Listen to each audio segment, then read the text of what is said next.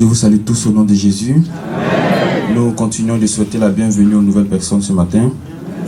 Alors sans plus tarder, regardons ensemble dans 1 Chronique 28, verset 6. 1 Chronique 28, verset 6.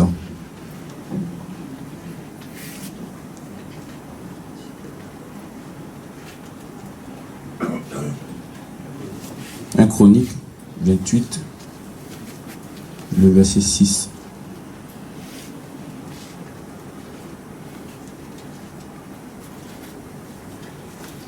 Chronique 28, Ancien Testament. Voilà.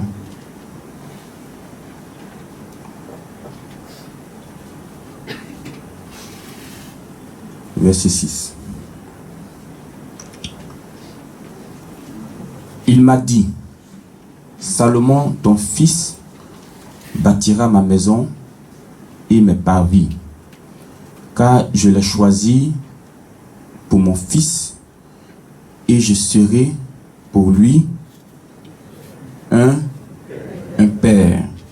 Que Dieu bénisse sa parole ce matin. Amen. Avant d'aller plus loin, gardons ce texte. Je lis un autre texte pour vous ici, dans 1 Corinthiens 6, verset 19. Vous pouvez noter à la maison, vous allez le lire. 1 Corinthiens 6, le verset 19.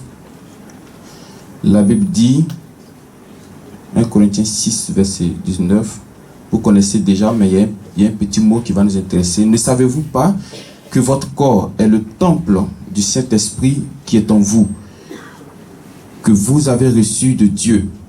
Maintenant, voici la phrase qui m'intéresse encore. Et que vous ne vous appartenez point à vous-même. Amen. Amen. Sachez avec moi que tout individu sur la terre a un propriétaire. Tout être sur cette terre a un propriétaire. Est-ce qu'on est d'accord ce matin? Amen. Tu peux voir un enfant dans la rue, tu peux voir un enfant dormir peut-être sur les bancs du marché, tu peux voir un enfant seul quelque part, mais je te dis que ce dernier-là, il a un propriétaire. Souvent, tu peux voir un mouton en train de se promener là. Tu penses que il n'a pas de propriété. Mais il faut le prendre. Gloire à Dieu. Amen. À peine ta main le touche, tu vas sortir les 150 000 francs tout de suite. Parce que tu vas avoir même 3 propriétaires si tu ne fais pas attention. C'est-à-dire le papa du mouton, le cousin du mouton, les neveux du mouton, et tous les vont sortir. Donc toute personne sur cette terre a un propriétaire. Mais là même ce n'est pas grave. Le plus grave, c'est que on a 2 forces qui dirigent ce monde. 2. Mais il y a une force qui est au-dessus de l'autre force. Quelles sont ces 2 forces-là? La force de Dieu d'un côté, et puis la force du diable. La Bible dit que le monde entier est sous la puissance du diable. Donc ça, c'est une force qui est là. Mais le diable ne peut pas aller au-dessus de la force de Dieu. C'est-à-dire qu'il n'y a pas quelque chose aujourd'hui, bien vrai que le monde est sous sa puissance, mais il n'y a pas quelque chose que le diable va faire sans que Dieu lui-même n'ait permis. Autrement dit, le diable allait détruire toute cette terre. Est-ce qu'on est d'accord? Autrement dit, puisqu'on dit le monde est déjà sous sa puissance, entend lui, ce qu'il veut, c'est détruire. Mais il allait nous tuer. Mais c'est parce qu'il y a un autre qui est au-dessus de lui qui ne peut pas dépasser. Il ne peut pas dépasser ça. Et je vous dis que, regardons ensemble, on regarde toujours notre texte, on reviendra tout à l'heure. Regardons maintenant dans 2 Timothée 2, verset 19. Notez-le, je lis pour vous. 2 Timothée 2, verset 19. Donc vous voyez qu'un côté, nous voyons que chacun de nous a un propriétaire. Maintenant, est-ce que nous tous qui sommes là, nous sommes propriétaires de Dieu, ou bien il y a d'autres qui ne sont pas propriétaires de Dieu? C'est 2 Timothée 2, verset 19 qui va nous répondre ce matin. 2 Timothée 2, le verset 19. Néanmoins, le solide fondement de Dieu reste debout, avec ces paroles qui lui servent de sceau. Le Seigneur connaît ceux qui lui appartiennent. Quand on dit connaît ceux, à votre avis, ça fait penser à quoi? On dit connaît. Ça veut dire que il y a des gens qui sont pour lui et il y a d'autres qui ne sont pas pour lui. Non, quand on vient, on va ramasser nos chaussures là, et puis tu dis que moi je reconnais ma chaussure, ça veut dire quoi? Ça veut dire que toutes les chaussures ne sont pas pour toi. Tu connais pour toi là. Amen. Donc nous sommes beaucoup sur la terre. 7 milliards, bientôt, je ne sais plus, on va devenir combien? Il y a des personnes qui sont pour Dieu et il y a d'autres qui ne sont pas pour Dieu. La grande question aujourd'hui, à qui tu appartiens? C'est vrai, nous cherchons le travail. C'est vrai, nous cherchons l'argent. C'est vrai, nous cherchons le voyage. C'est vrai, nous cherchons toutes ces choses. Mais il faut chercher aussi la réponse à cette question. À qui j'appartiens réellement? Parce que moi, je sais en moi que si j'appartiens à Dieu, déjà, j'ai une protection éternelle. Si j'appartiens à Dieu, j'ai une sécurité éternelle. Si j'appartiens à Dieu, j'ai moi le droit d'aller et de revenir. Avant que tu ne viennes chez Dieu, ça c'est un autre cas. Mais une fois que tu appartiens à Dieu, bien aimé, la protection c'est la moindre des choses. Tu dois reposer à l'ombre du tout. Mais si tu es à l'ombre du Tout-Puissant, là, qui va venir te chercher là-bas? Donc la grande question, ce n'est pas tout ça. La grande question, c'est à qui moi j'appartiens. Aujourd'hui, je peux te dire qu'il y a un Dieu qui s'appelle le Dieu de Papa Florian, à qui tu peux appartenir ce matin. Regarde la plaie de la femme. On est obligé de lui demander à qui elle appartient. Regardez tous ces problèmes qui viennent ici. À qui vous appartenez? Qui t'a fait ça? Le malheur, comme j'ai dit la dernière fois, ça peut tomber sur le méchant comme sur le juste. C'est vrai. Le malheur peut tomber sur les deux camps. Tout comme la pluie qui vient chez le bon et puis chez le mauvais. Tout comme la guerre qui vient chez le bon et puis chez le mauvais. Dieu lui m'a dit, vous ferez la guerre. Mais nous savons que nous, on ne reste pas dans le malheur. Nous savons que la guerre, là, nous, on remporte toujours. C'est ça qui est le plus important. Donc, quand vous marchez, sincèrement, vous voyez cette nuit-là, quand je dormais, parce qu'il y a des fois, quand je dors, je fais des songes où je prépare mon message du jour. Et tout ce que je dis, ce n'est pas mon message du jour. Hein. Ce qui est vu en rêve la nuit qu'il dormait, là, vous savez c'est quoi? J'étais simplement en train de vous dire, et dès que l'homme de Dieu est venu, il a parlé de ça, ça m'a interpellé en même temps.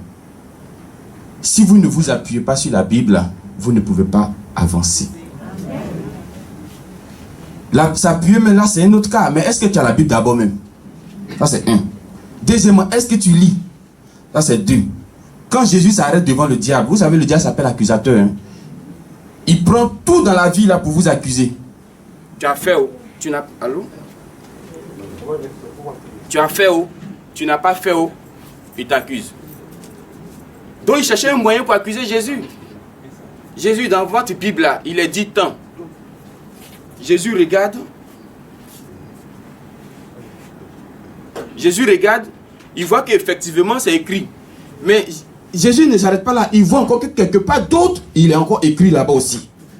Mais si toi tu ne connais pas Jean 3,16 là, tu vas dire quoi au diable? Amen. Amen. La femme qui s'est appuyée sur Hébreu là, si toi tu ne connais pas ça, tu vas dire quoi au diable? Je connais ceux qui m'appartiennent. Maintenant pour revenir à notre texte. Dieu dit à David d'abord que ton fils Salomon me bâtira cette maison, mais plus important, je l'ai choisi comme mon fils et je serai pour lui un père. Voici la plus grande bénédiction d'une personne. Dieu qui accepte que toi tu sois son fils et que lui il soit ton père, c'est l'une des plus merveilleuses bénédictions.